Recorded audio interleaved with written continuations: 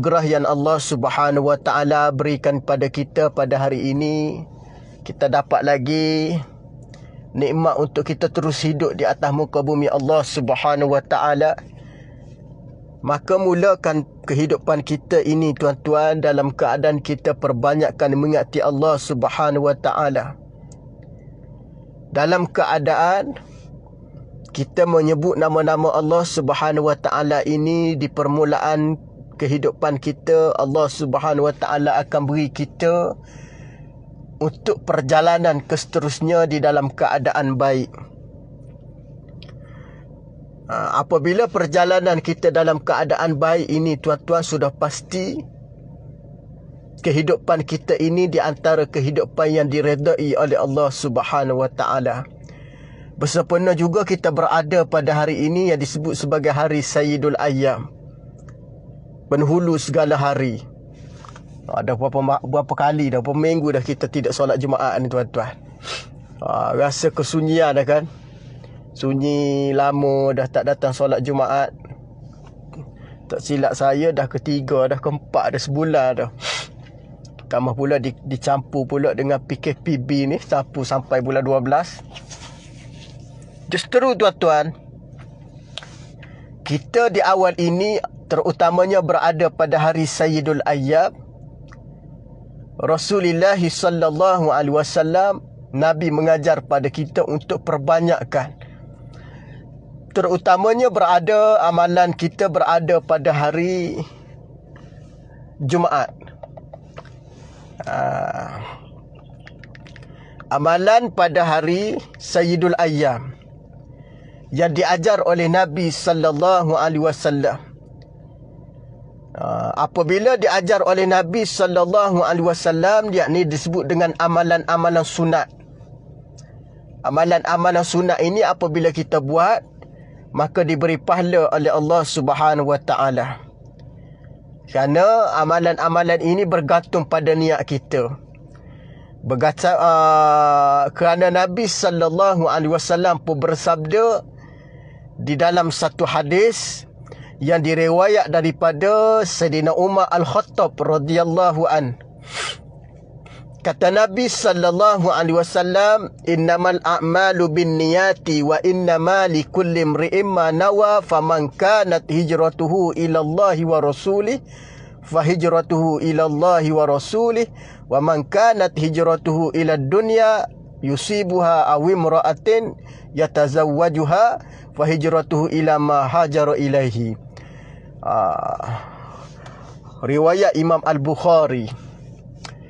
Hadis ini menceritakan kepada kita mengenai niat. Kenapa kita membicarakan niat? Kerana di awal pagi ni kita kena niat suatu benda yang baik.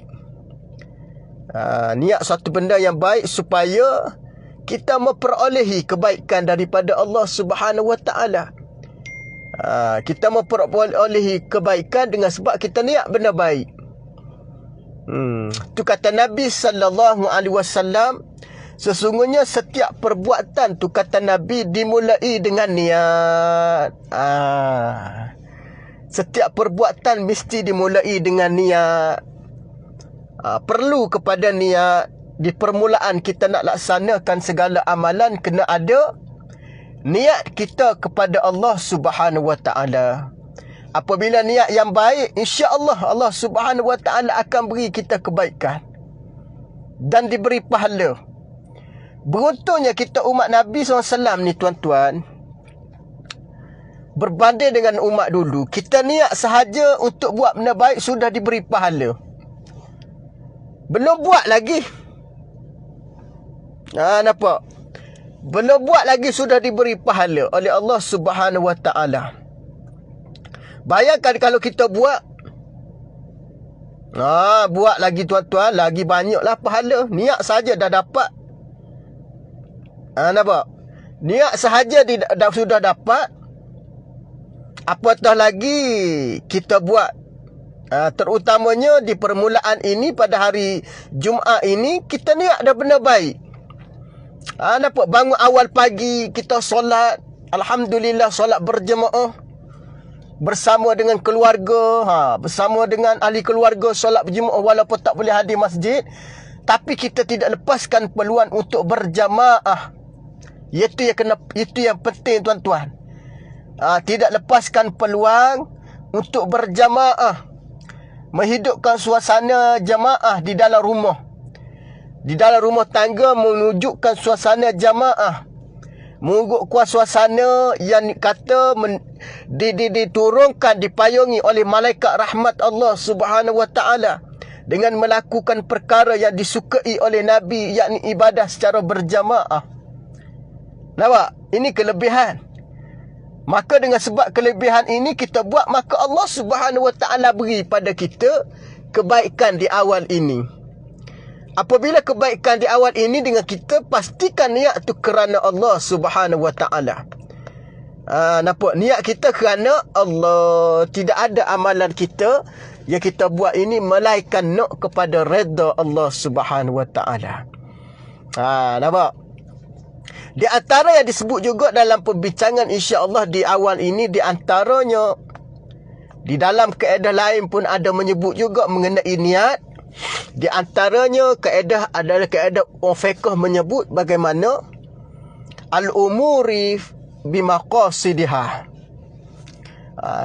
Dalam fiqh dia sebut istilah yang mana membicarakan soal niat, dia kata al-umuri bimaqasidiha. Al-umuri bimaqasidaha. Apa makna dia? Setiap urusan mesti bergantung dengan niat. Nampak? Berdasar kepada niat dan tujuan. Tidak ada manusia ni buat perkara tak ada niat. Nampak? Maknanya di awal pagi ini, terutamanya pada hari Sayyidul Ayyam, kita buat benda baik. Selain daripada kita banyakkan selawat pada Nabi sallallahu alaihi wasallam. Nampak? Selawat pada Nabi sallallahu alaihi wasallam di antara saranan ataupun galakan Nabi sallallahu alaihi wasallam. Nabi bersabda dalam satu hadis, sunat kita ni banyakkan selawat pada Nabi. Di antara Nabi sabda bagaimana tuan-tuan, man salla alayya marratan sallallahu alaihi asyarah. Barang siapa yang berselawat ke atasku, kata Nabi, satu selawat, Allah para malaikatnya berselawat dengan 10 kali selawat. Ini di antara kelebihan kita berselawat pada Nabi. Allah Subhanahu wa taala pun berfirman di dalam Al-Quran, innallaha wa malaikatahu yusalluna 'alan nabi. Nampak?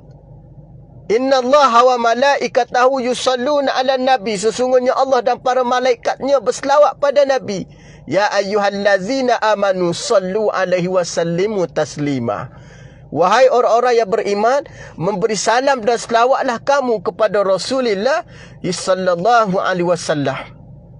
Nampak? Maknanya Allah sudah mengajar, Nabi sudah menyebut dalam hadis mengenai supaya selawat kepada baginda sallallahu alaihi wasallam. Di permulaan ni selawat. Di permulaan tadi saya mendahulukan suratul Kahfi.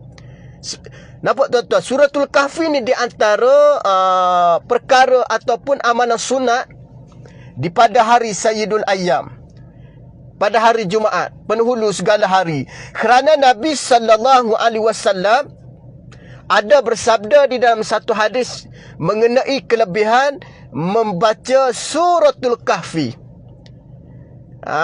Nampak? Membaca surah Kahfi ni ada kelebihan, ada hadis Nabi sallallahu alaihi wasallam.